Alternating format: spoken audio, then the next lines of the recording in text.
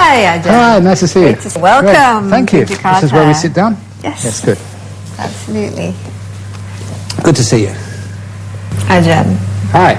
it's great to meet you. Very good to see you too. I mean, I look at you, a European dressed in the robes of the monk. So, tell me a little bit about yourself. What made you become a monk? Well, seriously, that when I was about 16, I started to become interested in spirituality. And being a rational young man, I thought, why should I just choose the religion of my forefathers when all the other religions were available for me? So I did what sometimes we would call these days market research. I got books on all the different religions and read them to find out which one fat me.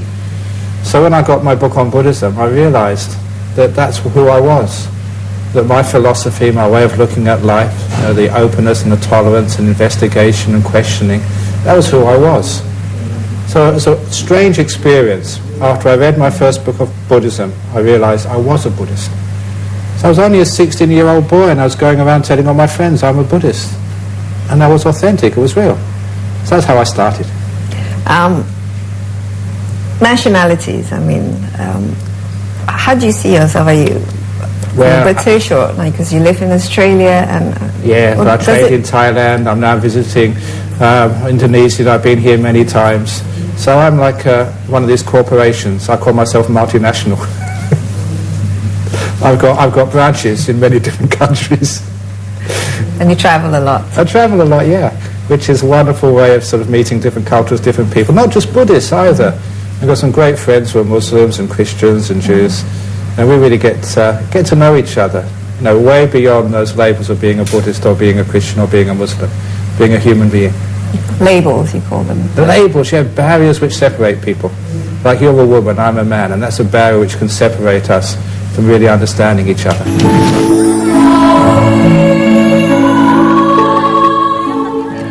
Ajahn Brahma Vamso Mahathera was born as Peter Betts in London, the United Kingdom in 1951. He came from a working-class background and won a scholarship to study theoretical physics at Cambridge University in the late 1960s. After graduating from Cambridge, he taught in a high school for a year before travelling to Thailand to become a monk. Currently, Ajahn Brahm is the abbot of Bodhinyana Monastery in Serpentine, Western Australia. In October 2004, Ajahn Brahm was awarded the John Curtin Medal for his vision, leadership and service to the Australian community by Curtin University. Ajahn Brahm has also written 2 best-selling books, including Opening the Door of Your Heart and Mindfulness, Bliss and Beyond, a Meditator's Handbook. Why do people get attached to these labels, whether it's their nationalities? Well, a lot of times they get attached because it's fear. Fear of opening up, fear of being vulnerable, fear of making mistakes. One of the nice things I found out about spirituality, it's okay to make a mistake. It's all right not to be perfect. And that was such a great relief. I didn't have to struggle so hard to be the perfect man or the perfect monk. But how would you define meditation? What is it exactly? Easy. It's not a new thing. Here we go. This is my cup of water. How heavy is it? The longer I hold it, the heavier it feels. After 1 minute, my arm starts to ache. After 3 minutes, I'll be in pain. After 10 minutes, I'll be in agony and a very stupid monk. So what should I do when this gets too heavy to bear? Just put it down. Just for maybe a minute or 2 minutes. Give it a rest. Yes. And if you pick it up afterwards, after 1 minute, it actually feels much lighter. If your viewers don't believe me, you can try this at home. It actually works. Now what we mean here, this is the stress of our life, has nothing to do with how much responsibility and work we have. Stress is about when it gets too heavy to bear, we don't know how to put it down, to rest and relax. Once we know that trick, once we get tired and stressed out, to put our duties, responsibilities and worries down for a few minutes and meditate. Then after meditation we can pick up those duties and we can perform more efficiently. But why is it that people feel the need that they have to be doing things, they have to be somebody, they have to keep doing things, like you said, that actually stresses them out? What is that need? Again, a lot of times it's a fear, and a lot of times a fear of criticism.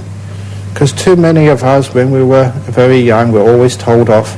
We're always told the things we're doing wrong. We're always told we're not beautiful enough if you're a girl, you're not smart enough if you're a guy. And that puts so much pressure on us.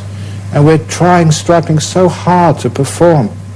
We don't perform well. Look, an example. When I was a young kid, maybe about 10 years of age, I got a little bicycle to ride in London. I was so afraid of falling off. I would grab those handlebars until my knuckles were white and I was so stiff and I kept falling off my bicycle because I was too stiff and rigid out of fear.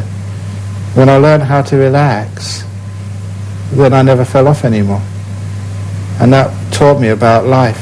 When you learn how to relax in life and not be afraid of falling off, then you don't tend to fall off. You relax. Okay, well, how? When you said it's not hard work, how is there a particular method that you teach? And can anybody and everybody basically learn the art of relaxing? Of course you can. Everybody can. For example, can you make peace with this moment? Can you be kind to this moment? Can you be gentle with this moment? Then you can meditate. Because all meditation is, it's just the attitude which you have to what you're experiencing right now. Are you making war with this moment, trying to make it different? Are you being angry at it? Are you being harsh? If you are, that's not meditation. That causes stress. If you just relax, make peace with this moment, have fun with it, and be gentle, then you find the whole of life becomes so peaceful, so easy. And that's what we call meditation. It's the relationship you have with life. Not trying to change life, because that's impossible to change. You can change the way you look at it. So you make peace with things. Be kind. Be gentle. How about in terms of facing the challenges of today's modern stresses, such as, we see, even though with all the technology that we have, with all the material wealth and accumulation that we have, people are not getting necessarily any happier, any more peaceful. So on a global level. On a global level. Just last September, I was invited to Brisbane to give the keynote address at the World Computer Conference. And I'm a Buddhist monk. And I just got some feedback from the organisers last month. They put every one of those talks on the net, and my one was by far the most downloaded of all. And there we go. You have a Buddhist monk teaching, the professionals, the heads of IT, how to actually to do their profession, adding a bit of spirituality, into their profession, learning how to relax, learning how to have some fun, learning how to be creative. Because creativity does not come when you're stressed out. Creativity comes when you have a sense of fun and play. And that's something which we don't have in the workforce anymore. But do people realize more and more the need to just, take a break? And they do. Dell Computing in the United States, their headquarters, has a time-out room. Any member of that organization can go at any time of their workday into the time-out room. It's screened from any sort of text messages, mobile phones. Nothing gets into that room. So you're totally free of people bothering you. You can either have a cup of coffee, listen to some music, meditate, or whatever you want to do. And that company, which is obviously a top company in the world, allows people to go into their time-out room because they know when they relax, they perform much better afterwards. Since the day we were born, our life is a constant pursuit of needs. A large part of our adult life is devoted into working hard to fulfill these never-ending needs, including the need to control our surroundings, other people, and ourselves. Without realizing it, we spend a lot of time and effort on accumulating and maintaining material or outer wealth, while forgetting to cultivate our inner wealth, that is, our compassion, patience, and generosity. tell me a little bit about, the mind. Obviously, when you meditate, it's something to do with the mind. What is the mind? I mean, what goes on with the mind? And okay, what happens when you meditate? Everything becomes very still, and you notice the way the brain works. It can only notice things which change. So when you close your eyes, what you see is the inside of your eyelids. But after a while, because that doesn't change, the sense of sight turns off. The sound is constant. So after a while, you can't hear anything. Smell and taste are very easy to stop. And you sit very still until your body disappears, until you can't feel any sensations in your body. So when all of that disappears, the only thing which is left is your mind. And this is where you come face to face with the mind. And all these other 5 senses get so still, they vanish. And that's what becomes very, very beautiful. Some people don't realize what a beautiful mind they have, because it's been covered with all these sense objects outside. So you go deep inside yourself to where your mind lives. And it gets very peaceful and very beautiful. And what is this mind? What is this mind? It is the energy, the emperor, if you like, the consciousness, the will. That's how you can recognize it. A good example of this is one of my friends from Cambridge. His daughter, when she was in grade 1 at school in England, was asked a question by the teacher: what is the biggest thing in the world? And one kid put up their hand and said, my daddy. They're only 5 years of age. Another kid put up their hand and said, no, miss, an elephant is the biggest thing in the world. No, a mountain is the biggest thing in the world. And the daughter of my friend, only 5 years of age, she's actually studying biochemistry in Oxford now. It shows she was a brilliant girl. She said, miss, my eye is the biggest thing in the world. And the teacher said, what do you mean? Well, said this 5-year-old, my eye can see her daddy, it can see an elephant, and it can see a mountain, and so much more. If all of that can fit into my eye must be the biggest thing in the world. That's brilliant. That's a brilliant answer. But it wasn't quite true, because your mind can see everything your eye can see, and it can imagine things you'll never see in the real world. Your mind can hear, smell, taste, and feel sensations, real and imaginary. And it also has its own area, independent of all the other senses. In fact, everything you can ever experience and know can fit into your mind. So your mind is the biggest thing. Not the biggest thing in the world, because the world exists in the mind. Does that mean you can't really control the mind? Exactly. So you just let it be. And when you let it be, it becomes very peaceful and still.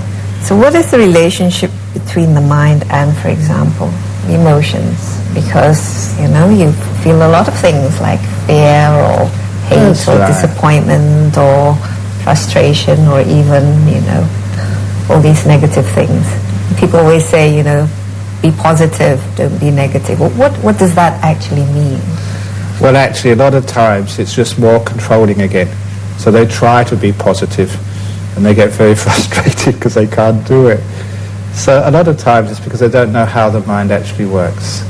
If you can just leave it alone and let it be, it becomes peaceful all by itself. So to go back to my questions on these emotions, they're not part of the mind, or are they? They are part of the mind, but we have the positive emotions and the negative emotions. So the negative emotions show a dysfunctional attitude to life. When we get angry, you get angry, does it really help anybody? You just get angry, and other people, they just think you're being stupid today or in a bad mood. You only hurt yourself. But do you think the world's problems or the conflicts can be solved? They can be solved. They have to be solved, because there's no other alternative. One of the beautiful things in our modern world, what I was talking to you about before the camera started rolling, is that, look, I was born in London, educated in Buddhism in Thailand, living in Australia, now teaching in Indonesia. And you sort of had your education in England too, and now you're sort of speaking in Indonesia. So what is this difference between nationalities? It's just totally imposed upon reality. It's not true. And modern people, whenever I go throughout the world, you know, young, well-educated professionals, the leaders of today and the future, they're realizing there is no difference between human beings, no matter what race, no matter what religion, what nation, what gender. In other words, we're beginning to see what we have in common, which is far, far, far in excess in what separates us. But how to develop those feelings and inside everybody? By meeting each other without fear, by being free to open up. I've had some wonderful discussions, you know, personal discussions with Muslims, with Christians, with Jews. It takes a long time to build up that trust, so we can open up to each other and express our fears, our anxieties. And when we do that, we can find out we have something which is in common. And when we have that which is in common, and we recognize what we have in common, then we have the basis on which to build up harmony. So you're a woman, I'm a man, but that's only superficial. There's much, much, much more than we have in common. And I hope I'm touching that in your heart. What's your definition of happiness? Of happiness, happiness is having fun in this moment and just appreciating what I have. Unhappiness is when I always want something more, and I have to work. And I want to be better, when I want to be different. And okay, there are times when you try and improve yourself, but most of my time I'm just enjoying who I am and who you are, and just enjoying the situation, not trying to make it any different. And you can have fun.